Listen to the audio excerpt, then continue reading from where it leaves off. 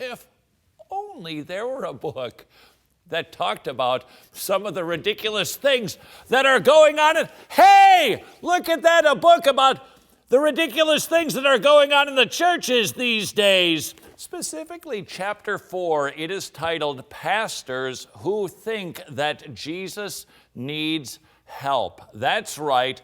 There is a growing trend. In fact, it might even be the majority of evangelical churches today that think Jesus could just use a little facelift. We need to bring him into the 21st century.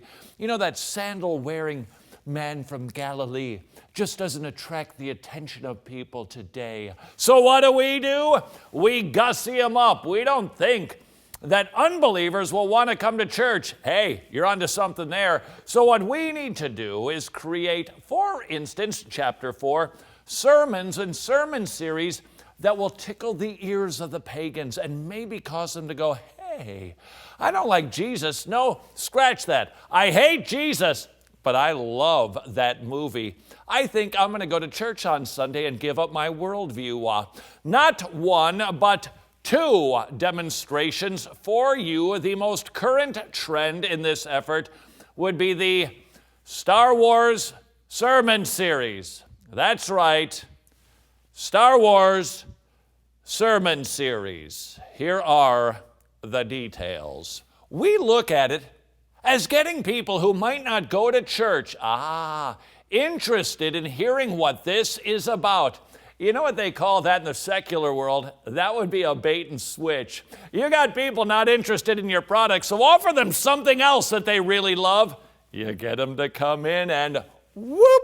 Once you get them, then you tell them about Jesus. This is something that has been going on now for decades in the evangelical church. It is really a part of the seeker-sensitive movement. We went out into the world and asked the unbelievers, what would it take to get you to come into the church? And they said anything but Jesus. So we started to concoct these ideas that, okay, well, instead of using the Bible that talks, about Jesus, the sermon text will actually be Star Wars. Now, there are 2 ways to learn from somebody's behavior or activities or worldview. How to or how not to. This is how not to do church. The pastor said, there's a large battle going on in the world, and that's what Star Wars is all about. Well, that's interesting, but that's not what the Bible is all about, contrary to that pastor's perspective. You see, we have a tendency these days to think that it's a dualistic universe that we are living in. You've got the devil and you've got God on your shoulder and out there, and they're competing, they're vying, and ooh, may the best man win.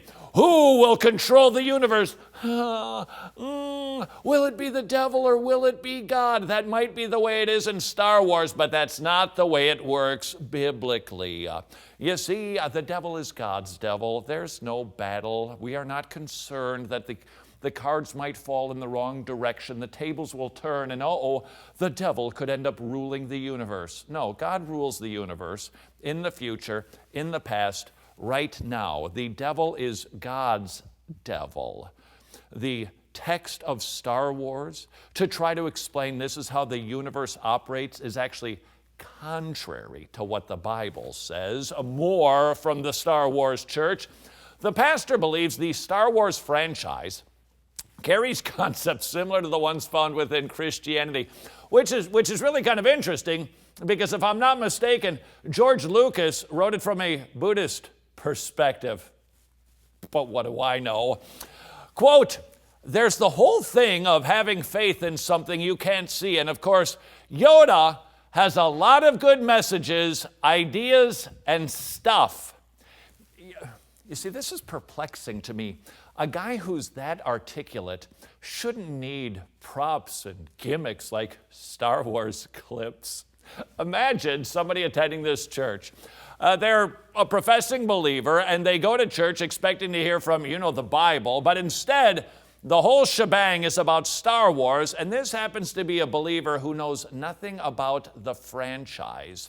One option will be that they have no idea what is being done up on the stage. Option number two, the preacher has to take a lot of time to explain Star Wars. In other words, so that everybody in the congregation can get what he's talking about, he actually needs to exegete a movie before he can slap a Bible verse on it. More from the Star Wars church.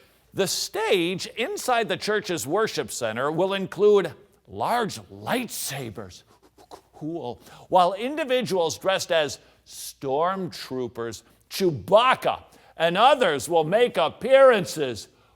Oh, so cool.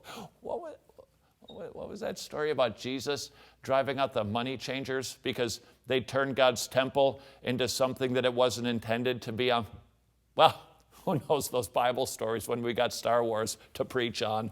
It was really cool to have Chewbacca on the front row the other day, praying and being with us in our silly center. Church! No, I'm going to stick with silly center. Imagine, there he is in the front row. There's Chewbacca down there, and he's praying, and maybe he's lifting up praises to God, dressed up as a Star Wars character. I'm trying to figure out, maybe there's a chapter on that in this book, why it is that we lose our youth when they run off to the university. More from Star Wars Church. It's really a lot of fun to get to dress up as a stormtrooper, said the pastor, and see the reaction on the faces of kids and some adult fans. Let me just, if you don't, note to self, I would like to, I wish I had a pen, I just have to remember this.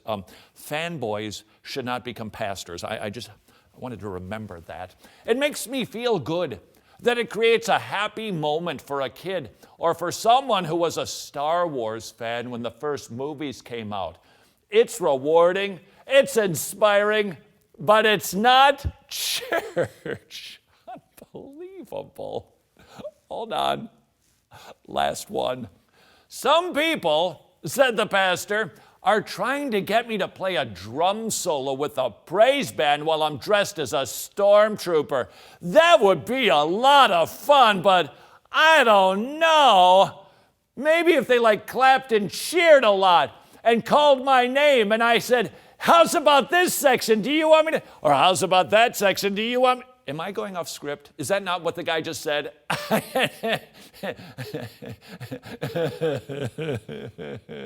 This is the local assembling of the saints.